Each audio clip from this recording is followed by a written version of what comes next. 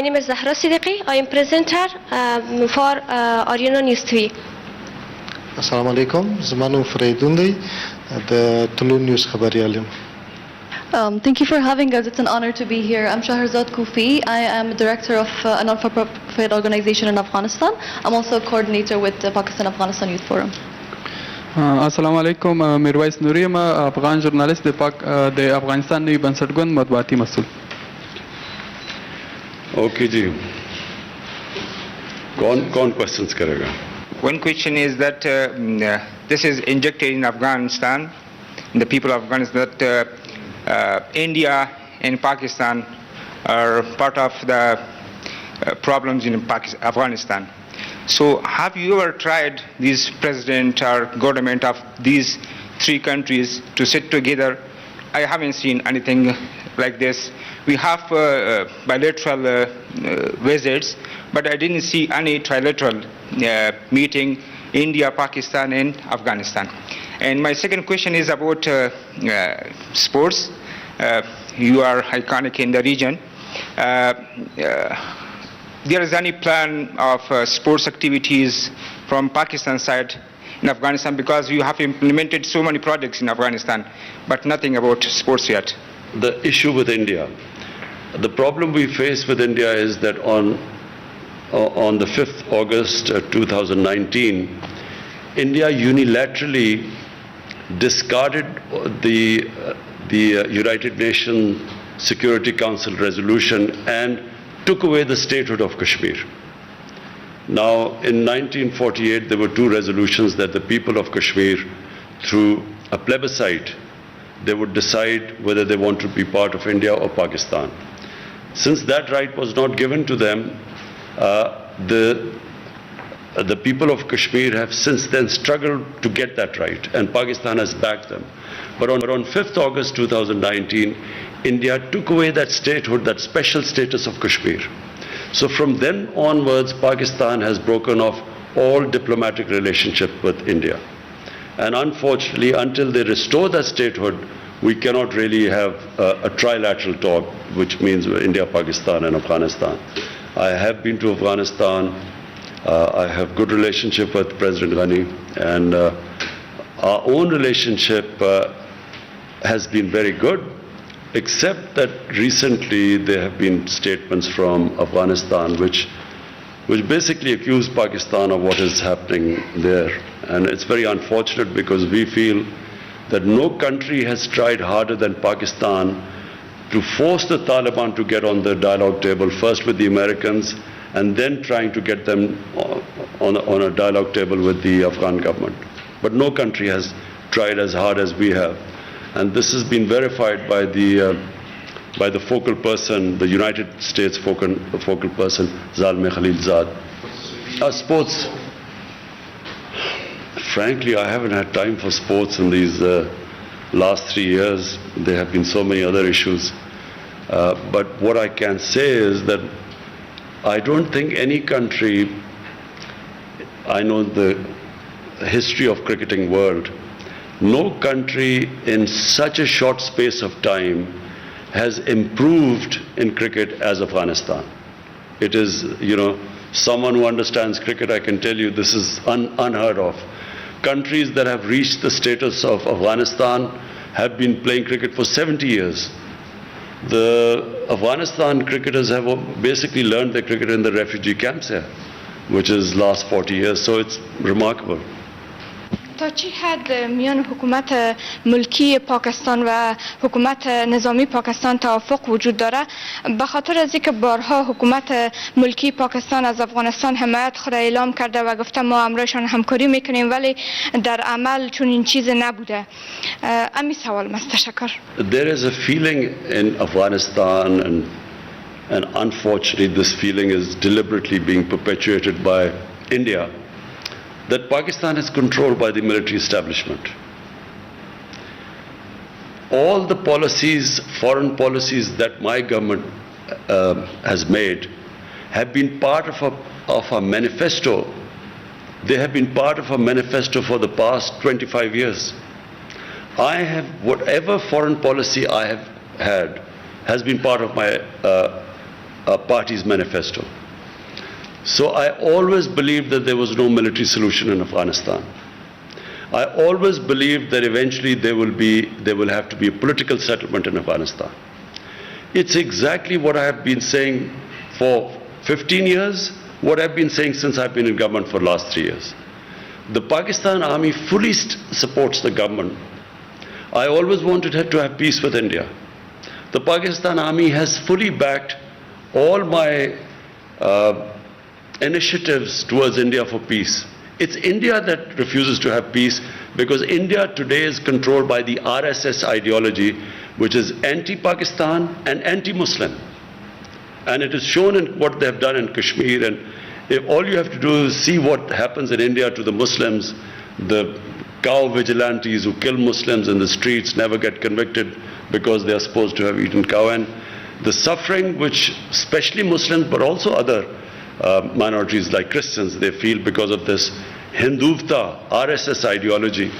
That is what is coming in the way of us peace with India. So, but the Pakistan Army has stood by my government in every way. There is no difference. So, now we come to Afghanistan. The country, and I repeat, the country that of all the countries in the world wants peace in Afghanistan is Pakistan. Why? Because number one, if there's peace in Afghanistan, then Pakistan is connected right up to the Central Asia. We have already signed a contract, signed an agreement with Uzbekistan for the Mazar Sharif Peshawar Railway through Afghanistan. So all our future economic strategies depend upon peace in Afghanistan. That's number one. Number two, the people of Pakistan always think of people of Afghanistan as probably, if not neighbors, as our brothers.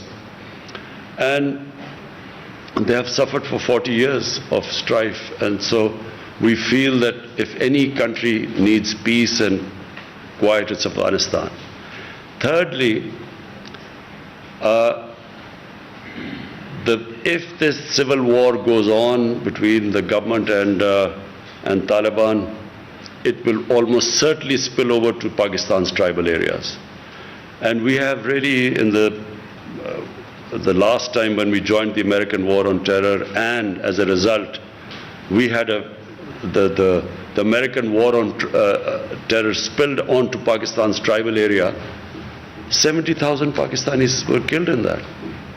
So last thing we want is that civil war spilling over into Pakistan, which it will do if it is a protracted civil war.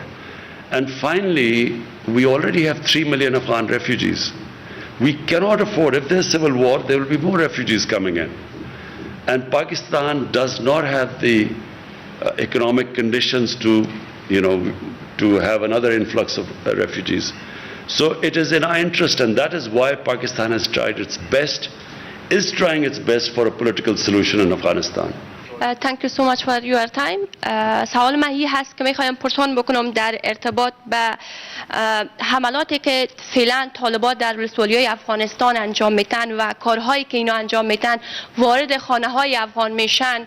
آیا از نظر شما N گروه کارهایشان چگونه است؟ غیر انسانی هست یا گروه تروریستی هستند طالبان؟ آیا شما میپذیرین؟ و دیگه ای که در این اواخر آیا اجساد پاکستانی را شما کشور پاکستان دریافت کردن از افغانستان تسلیم شده باشند؟ نظرتان در این ارتباط چی هست؟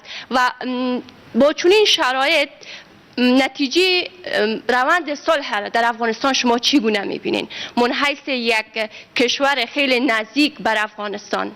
تشکر. First, what the Taliban are doing or not doing has nothing to do with us. You have to speak to Taliban about what they're doing. We're not responsible. Neither are we some spokespersons for Taliban. But you have two choices. 20 years, a military solution has been attempted to bring peace to Afghanistan, and that's failed.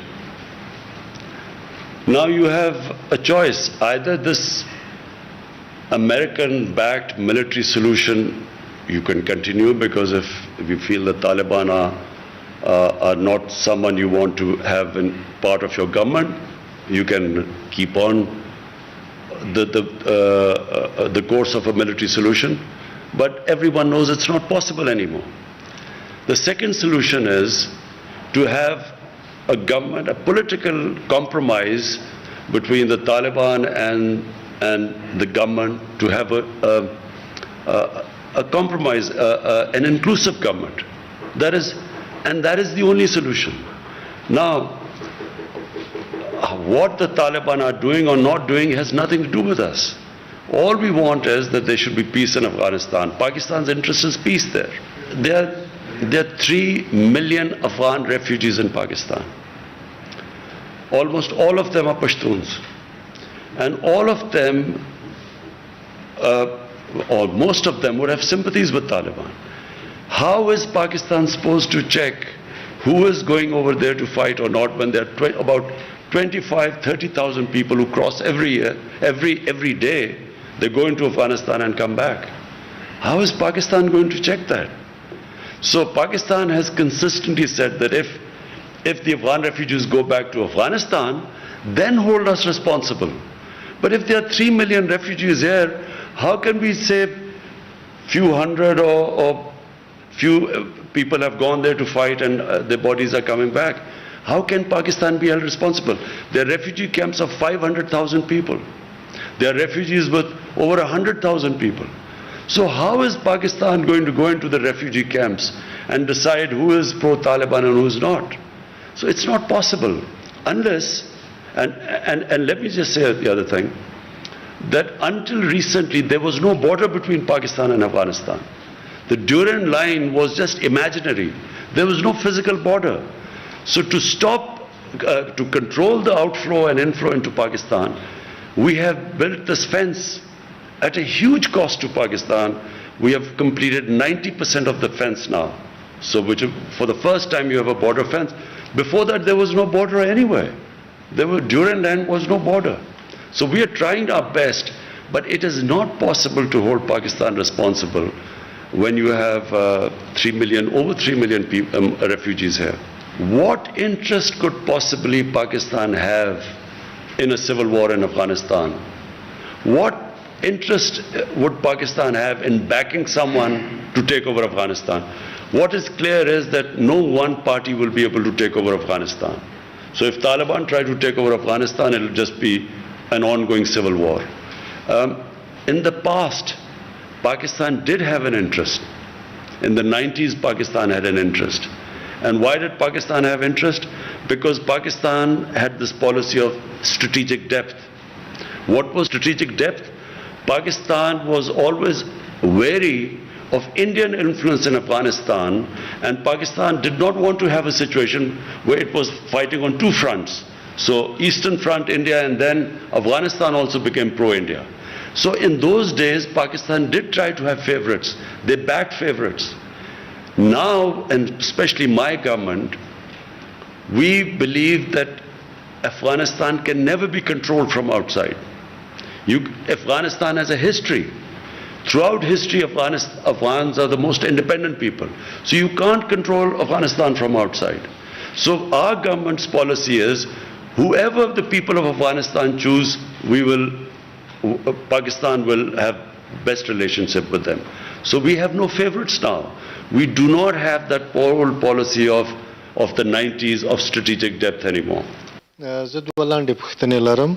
You تاسو ولسمشر غني سره په Uzbekistan کې لیدلی وو او وروسته دغه د افغانستان او پاکستان اړیکې خرابه شوې. دغه لیدنو کې تاسو څه ویل؟ او بل د سلسله الخیل په اسلام آباد کې برمته شوه. د هغې قضیې په اړه کې معلومات ورکړئ چې دغه د چا لخوا اختطاف شوې وه، برمته شوې وه، ولې برمته شوې وه او د څه دلیل له مخې؟ ډېره مننه. First thing is that whatever I'm telling you, I told President Ghani. I told him that Pakistan, President Ghani felt that, we should try and stop the people going across. We told them that we can have a joint, we will have a joint inspection. You tell us where people are crossing, we will take action. We assured him about that. Because we know that all the fighting people, if half of Afghanistan is with Taliban, what would they be doing in Pakistan? They talked about families of Afghans, of Taliban in Pakistan. The question is, what should Pakistan put their families in jail? What is Pakistan supposed to do with their families if they are here? And then, if there are few Taliban leaders who have families here, the only leverage we have is because of that. The reason why they actually had talks with the Americans and Pakistan was able to make them have talks with the Americans was because of this leverage. If you put them in jail or if you take action against them, that leverage goes. But more importantly, I got the impression that somehow the Afghan government feels that we should take some sort of a military action against, force whoever the Afghan or who the few pro-Taliban people or Taliban leaders are here. But so number one, we will do everything, but we will not use military force anymore in Pakistan. As I said last time, we were fighting someone else's war and we ended up 70,000 Pakistanis were killed. So there is a consensus in Pakistan that we will not use military action. Short of military action, we will try our best. How much ever pressure they want us to put on the Taliban, we will, because it is in our interest there's peace in Afghanistan. But we will not use military means. We are clear in Pakistan about that. The ambassador. So, we have detailed now through the Safe City cameras, we have detailed, charted out the exact path taken by the daughter of the ambassador. And, the taxi drivers, the taxis which the ambassador's daughter took, we got through the cameras, we got the numbers of the taxis, we called those people up, they've all been interrogated. They have, so unfortunately the explanation doesn't tally what the ambassador's daughter says and what the cameras show, where she says that she was put in a taxi and taken away and they was beaten up. But there is a picture of that taxi and she's sitting there and she's fine. And the driver was called up in the police officer show. So unfortunately, we didn't get the answers because the police has now all the record, charted all the areas where she went. And it doesn't tally with what her accounts are. There's a discrepancy there. And unfortunately, they went back, so we have no way of confirming what happened. But the account of the ambassador's daughter does not tally with all the cameras which show her going into the 3 different taxis. The taxi drivers were interviewed, got into the police station. It does not match there. Sir, the Afghan government has requested for a team to visit Pakistan for sharing this investigation, and we have conveyed our confidence for that team to visit next week. So you've heard that there's a team coming from Afghanistan. We will give them all the information they want. We will give them the pictures from the Safe City cameras, exactly the movements, and so that they can go and ask the questions to the daughter when they go back. بخیر تشکر is an میکنم که فرصت گذاشتین وقت گذاشتین بر ما. میخوایم سوال داشته باشم در قسمت پروسه صلح افغانستان. این که پاکستان بارها گفته که ما در قسمت پروسه صلح با افغانستان صادق هستیم و همکار هستیم. پس مراکز مشورتی طالبان فعلا در قلمرو پاکستان نشان دهنده چی است؟ تشکر.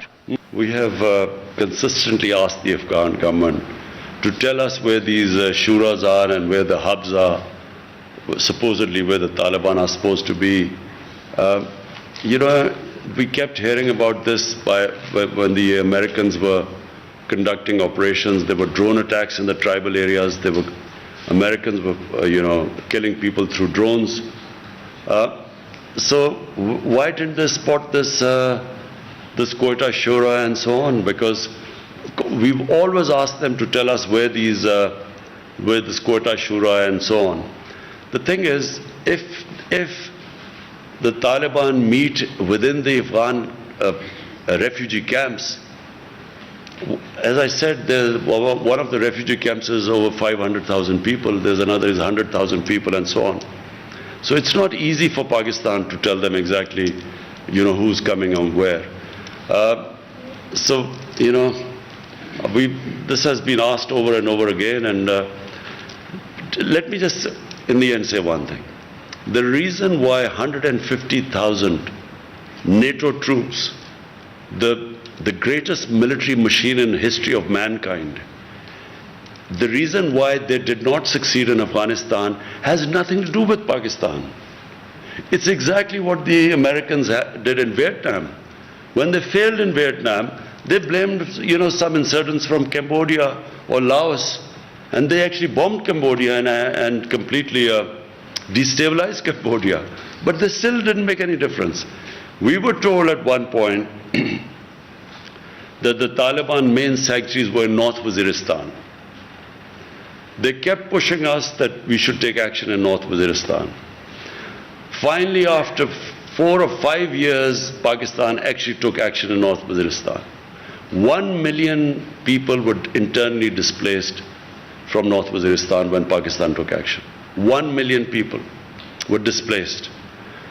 Some Pakistani soldiers lost their lives. The whole area was cleared. But what difference did it make? This was in 2014. It made no difference at all. Nothing happened. I mean, it's not that suddenly the NATO troops won the war in Afghanistan. Nothing happened. So, this blaming for a flawed strategy, surely the Americans should have started talking to the Taliban from a position of strength. When there are 150,000 NATO troops, that was the time to talk to them. Talking to them when there's an exit date given and when there are a few thousand troops left, how do they expect that Taliban would now compromise? The time to make them compromise or a political settlement was when they were in a position of strength. Half the Afghanistan is in Taliban hand. Why do they need Pakistan now? Kabul news نه سوال کوم که امریکا له تاسو نه غوښتنه وکړي چې د پاکستان د خاورې د افغانستان په خاوره کې پوځي عملیات وکړي، آیا تاسو د پوځي عملیاتو یا هوایي عملیاتو اجازه ورکوي؟ او دویم سوال، د افغانستان او پاکستان د روابط چې اوس خراب شوي، د دې عواقب تاسو څنګه ارزوئ؟ Now my question is that what will the Americans achieve operating from Pakistan what they could not achieve in 20 years operating from Afghanistan? I don't know. If someone can convince me that suddenly it would make a big difference and there will be peace in Afghanistan by them operating from Pakistan, maybe we would consider it. But what they haven't achieved in 20 years, how do they expect to achieve right now from Pakistan, having bases there? All it will do is, it will involve Pakistan in a conflict which Pakistan has nothing to do with it. So why would we want another conflict on our hands when already when we were fighting the US war on terror, we lost 70,000 people, over $150 billion lost to the economy. Why would we want to get ourselves in another conflict? So that's the reason why Pakistan sees absolutely no reason for them to have bases and operating from within Pakistan. Future relationship with Afghanistan, I see our relations between the two countries will get stronger with every passing year. And the reason is that Afghanistan needs Pakistan, Pakistan needs Afghanistan. No country would benefit more from open borders than Pakistan and Afghanistan, because Pakistan would benefit from access to Central Asian markets. They are emerging markets, they are growing very quickly. There's energy corridor as Afghanistan from Central Asia, so we will gain from it. And Afghanistan, of course, has a huge Pakistani market of 220 million people, and then a port, Gwadar port, and of course, Port Qasim. So it's a mutually beneficial relationship. And we, People don't realize that Afghanistan was part of Pakistan and India for a long time. And then there was a time when what is Pakistan, North Pakistan, was part of Afghanistan for 70, 80 years. So there's a strong linkages between the two countries. And I think that once this situation calms down in Afghanistan, and which we pray it calms down very quickly, then I think we will have probably the best years of our relationship. Normally میں کسی media کا journalist نہیں ہوں، میں cinema سے تعلق رکھتا ہوں، تو اسی لیے ہم سوشل میں بہت کام کرتے ہیں، اور الحمدللہ یہ جو روابط ابھی تک اب خراب ہو چکا ہے پالیٹکس سے، سوشل پہ کوئی اثر نہیں ڈالا ہے، ابھی بھی ہم ادھر آ سکتے، ادھر لوگ کام کرتے پاکستان سے. بٹ میرے شخصی ایک ہی سوال ہے، جو جب سے میں پیدا ہوا ہوں ہر بار مجھے یہ کہا گیا ہے کہ پاکستان کے ساتھ پاکستان کے پاس ایک پریشانی ہے افغانستان سے. پھر میں یونیورسٹی گیا اور ادھر میرے کو بولا گیا کہ یہ پریشانی داؤد خان کے زمانے سے شروع ہوا ہے. میں یہ جاننا چاہتا ہوں کہ یہ کون سا پریشانی ہے جب اتنی سال ختم نہیں ہو رہا ہے. Thank you. دیکھیں، جو ملکوں کے اندر ریلیشن شپ ہوتی ہے نا، وہ کبھی بھی ایک جگہ پہ جا کے نہیں اڑ جاتی، وہ چینجبل ہے، ڈائنامک چیز ہے. ایک ایسی ہے کہ کئی دفعہ شخصیت دو آ جاتی ہے ملک میں، ریلیشن شپ بہتر ہو جاتی ہے، اور ایک شخصیت کبھی ایسے ہیڈز آف اسٹیٹ آتے ہیں کہ ریلیشن شپ خراب ہو جاتی ہے. کئی دفعہ انٹرسٹ بدل جاتے ہیں، ایک ملک کا ایک دم انٹرسٹ بدل جاتا ہے. لیکن جو بیسک چیز افغانستان اور پاکستان میں ہے وہ کہ دیکھیں، ایک تاریخ ہے، کئی 100 سال کی تاریخ ہے جو یہ سارے خطے میں انٹریکشن تھا. یہ جو پشاور تھا یہ سینٹر تھا، کابل سینٹر ہوتا تھا، سارے سلک روٹ تھی، یہ یہاں سے سارا جاتا تھا ہندوستان، ادھر سے آتے تھے، پھر کندہار سے روٹ تھی ملتان کے ذریعے. یہ پرانی ٹریڈ روٹس ہیں اور پرانی ریلیشن شپس ہیں. کتنی افغان فیملیز وہاں سے آئیں، پاکستان سیٹل ہو گئی. میری ساری ماں اور باپ کی قبیلے سارے افغانستان سے آئے تھے، یہاں سارے ہندوستان میں سیٹل ہو گئے کتنے 100 سال پہلے. تو یہ انٹریکشن ہمیشہ رہا ہے. اس میں کبھی کبھی برا وقت آتا ہے. افغانستان کا انٹرسٹ ہو گیا سوویٹ سے، پاکستان کا انٹرسٹ چلا گیا امریکہ کے ساتھ، اس کے اندر ہماری ریلیشن شپ خراب ہو گئی. پھر آئی حکومت افغانستان کا ہندوستان کے ساتھ قریبی ہو گیا، تو ظاہر ہے پاکستان سے خراب ہونی تھی ریلیشن شپ. لیکن long term relationship, natural relationship ہے ہی پاکستان اور افغانستان کی. اوکے جی، تھینک یو.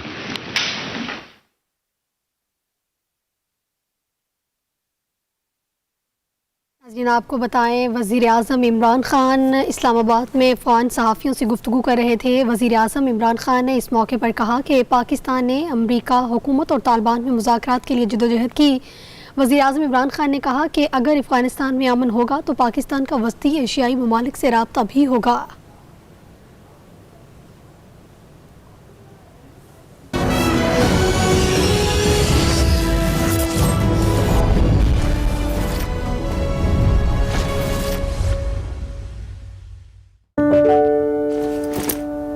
کیا ہوا؟ اسکول میں لڑکیوں نے تنگ کیا.